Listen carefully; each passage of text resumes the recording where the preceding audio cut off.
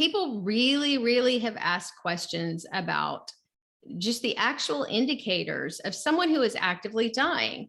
And they'll ask me questions all the time about, well, how does the doctor know? How am I supposed to know? When I get somebody home, what am I supposed to be looking for? I don't know if I'm just imagining things or am I seeing things that are real? I don't, you begin second guessing yourself. So some of the very early indicators for someone who is in the process and actively dying, some of the early indicators, now I stress, can be changes in skin, appearance of wounds. And I want you to keep one thing in mind that you might not know. And as a nurse, we learn this, but you think about your organs and you think about the heart and the liver and the lungs and all these things. But one thing that we overlook is the fact that skin is an organ. And when you start the dying process, your organs begin to slowly shut down. Sometimes with some people, the first sign that someone is actively dying can be because you see it in their skin. And you don't realize that the signs you're seeing have anything to do with the possibility of someone dying. But because it is an organ, it may be the very first sign that you see. Being that it's the one thing on the outside, it's the one thing you would recognize that there's a change in. So you may see wounds pop up in pressure areas. Sometimes they could even pop up in areas that don't have a lot of pressure on them in somebody who has been going through some chronic disease. You may see swallowing problems and aspiration. Eventually, in probably at least 90% of people, you're going to see some of those problems: choking, coughing when they're swallowing. Aspiration, if you're not familiar with that term, is when someone, how we say, oh, that my food went down the wrong pipe. Well, that's aspiration. That is meaning that your food, when you swallowed, has gone into your lungs instead of your stomach. And aspiration becomes a big problem when the muscles and the reflexes in swallowing begin to fail us. And that happens with the dying process. One of the other things that you'll start to see are changes in mental status. This may be because of a lack of oxygen. It could be because maybe somebody's hemoglobin is not the same, they're anemic. There's a host of reasons that those mental status changes can happen. But when we are at 100%, we're getting appropriate oxygen, we're getting appropriate of everything in our cells, we're getting everything that we need to be in tip-top shape. And when we see mental status changes, that's changes in the brain. And something is not going like it should if you're functioning at 100%. That may be one of the first things you recognize, maybe confusion, not recognizing someone, forgetfulness. Maybe it's increased sleep time. I have a number of people in the past that have said, well, all they're doing is sleeping. If I can just keep them active, it'll, ensure that their muscles stay healthy and all. Increased sleep time is a natural part of the dying process. So you can expect to see someone beginning to sleep more. Incontinence, for someone who has not previously been incontinent, incontinence is a sign that they're losing control of some of their organs. And you'll see more and more of that. Later on into the dying process, you may see eyes glazing a little bit and tracking stops. That's usually a little later on. A pulse will become irregular. Muscles will atrophy and begin to waste. Eating and drinking slows, and then it finally stops. And then some more of the late indicators are what's called chain Stokes respirations and apneic or agonal breathing. And that may seem like a whole lot of really strange medical terminology. And really what that means is your breathing begins to change and it's not normal. And it's easy to recognize that. If you've ever watched someone breathe, they should be pretty steady respirations and you see a chest rise and go up and down. With somebody with Stokes, they may breathe really fast and then they may not breathe for a little while, which is called apnea. And maybe they'll start breathing again really slowly and then back to a period of breathing fast. That kind of thing is called Stokes respirations. That's not normal, but this is what happens in some of the later stages of dying. You'll see body temperature changes. And why is that? If you get dehydrated, you usually get a fever. People who are not drinking adequately or their fluids are not being processed by their organs adequately, it's natural that you would see body temperature changes. Modeling. What is modeling? It's not running down the runway and wearing clothes. Modeling is this terminology for this kind of strange purplish color that you might see someone begin to have on the bottom of their feet, on their toes, maybe behind their kneecaps, elbows, arms, fingers. And some people have this, some people don't. And I should say for all of these things, you may not see all of these things in one person, but these are possibilities. Later on into it, you may see a death rattle, and that's increasing secretions. And when someone breathes, you hear this kind of rattling, and they call that the death rattle. And it's kind of an indicator that death is impending. Hallucinations. And I know y'all are going to have questions about the hallucinations because that's always a big topic, about people seeing people and family members and things. And some people see small children or animals. And most of the time, those are not scary things that they see, but it's fairly common that you see this happen. You will also see that urine output decreases. Now, if you have somebody who has a catheter in, it's really easy to see that, especially if they're in the hospital and they have it right out there where you can see everything. You'll see urine output begins to decrease. And eventually, in the last stages of dying, you won't see any urine output at all. And that's pretty abnormal because even if you haven't had a drink in a while, you should be putting out about 25 cc's of urine per hour. So if that tells you, a little of the difference between someone healthy and someone in the dying process, that just gives you an indicator. The urine color is going to become darker, a golden until it's a kind of a tea color.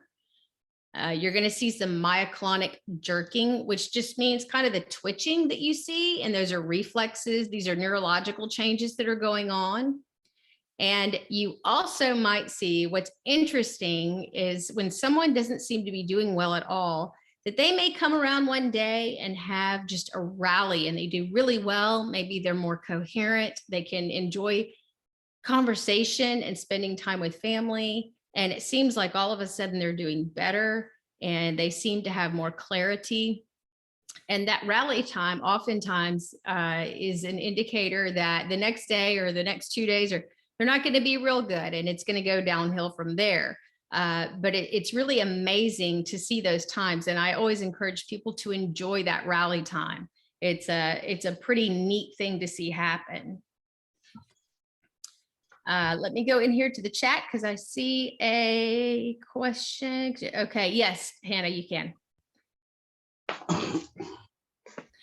Okay.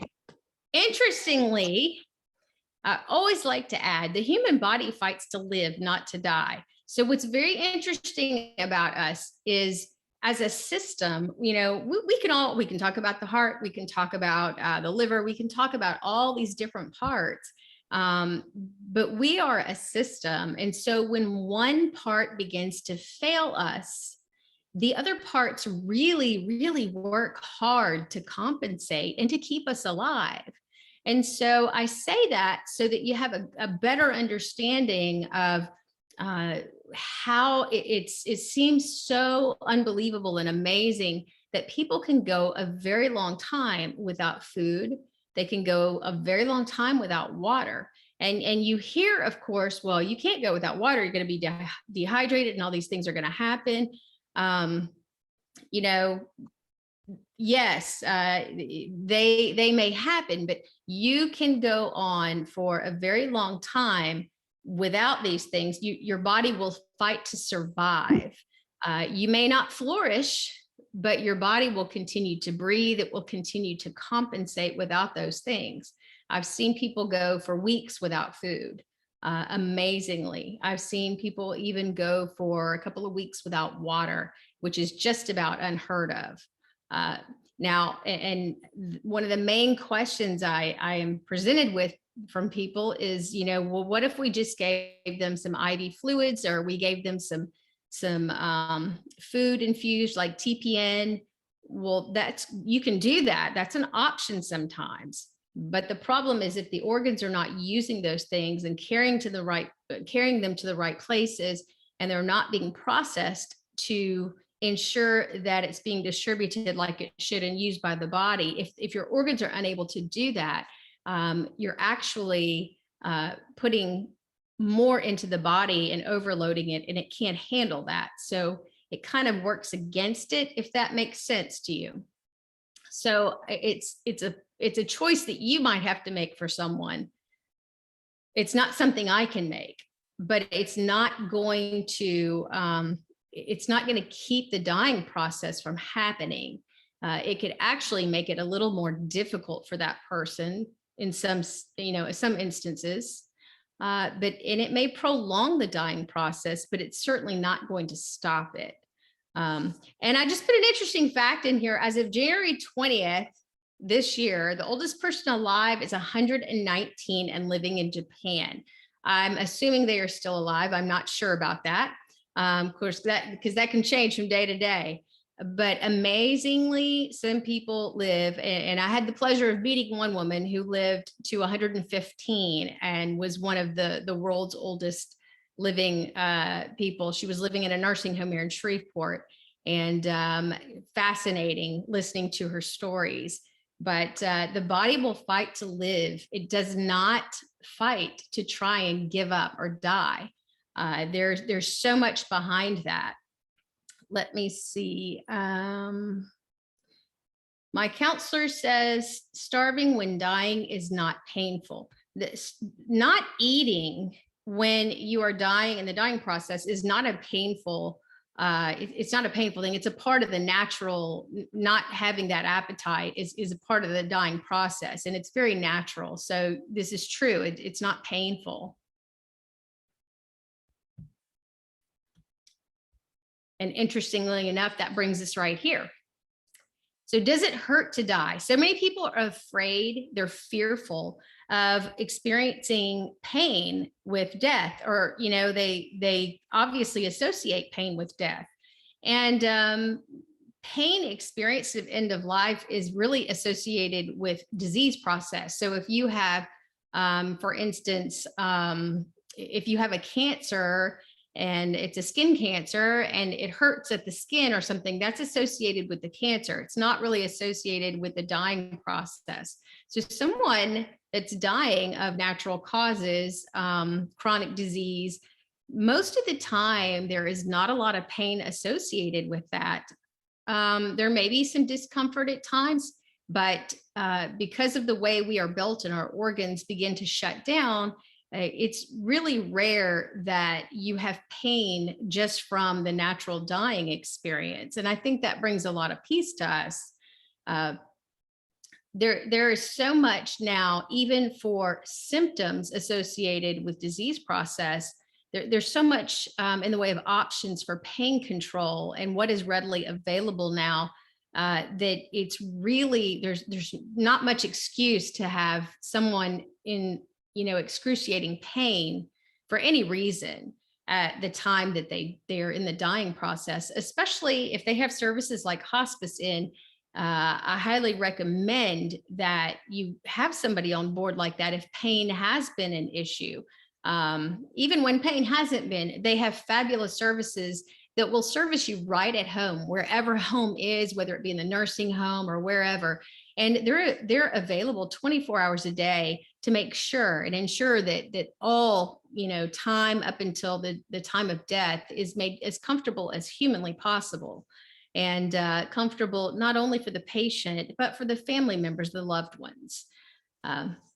One of the things that I do like to share is, people say, well, how do you know it doesn't hurt when you're dying? Well, when your organs are shutting down, you begin to build up toxins in your system because you're not able to process those things. Like you can't blow off carbon dioxide out of your lungs. The toxins that your kidneys would filter they're not filtering like they should.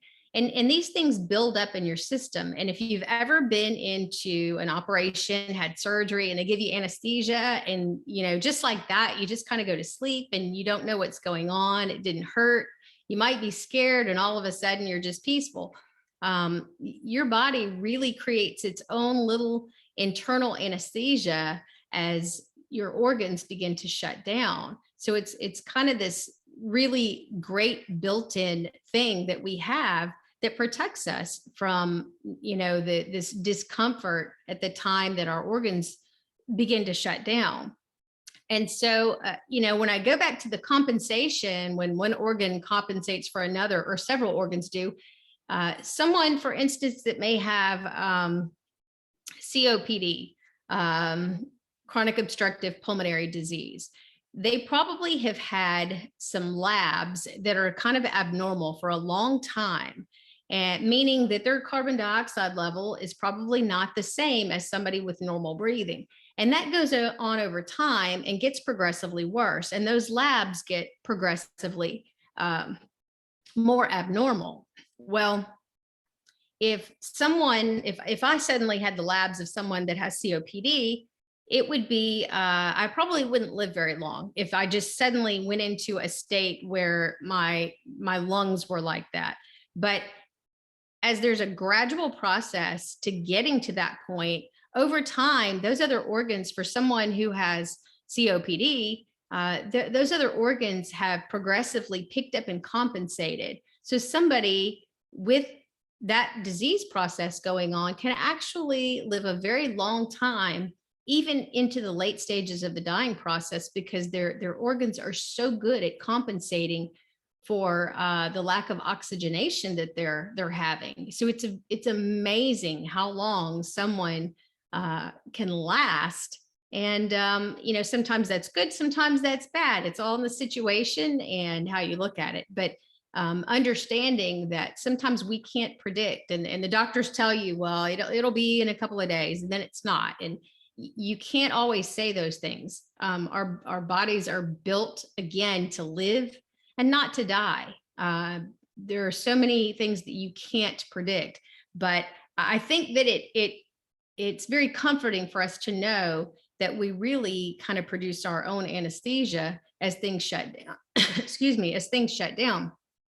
And if you think about it, does it hurt when you bleed? No, the injury that you got probably hurt, maybe the bruise, the scratch, whatever, but the bleeding part of it doesn't actually hurt. So imagine that in your organs shutting down. Doesn't hurt as they shut down, but it happens, and it's happening, and there's not necessarily anything you can do to stop it, but it's not painful. There's some comfort in knowing that. So one of the things that you hear about often is the importance of closure. And you've probably heard before, the last thing to go is people's hearing. So people can hear you, even though they might not be able to respond, they can hear you. That sense of hearing is with them until the very end. So keep talking to them. There may be things that they need to hear from family members. There may be things they need to hear from friends, loved ones, but there is such a great importance on closure of things for people to feel comfortable in dying. And some people will hang on, and it will seem like a crazy long amount of time that you think they can't. And you think, well, what are they waiting on? What is it, what is it that or who is it that they're waiting on? It could even be a pet. I've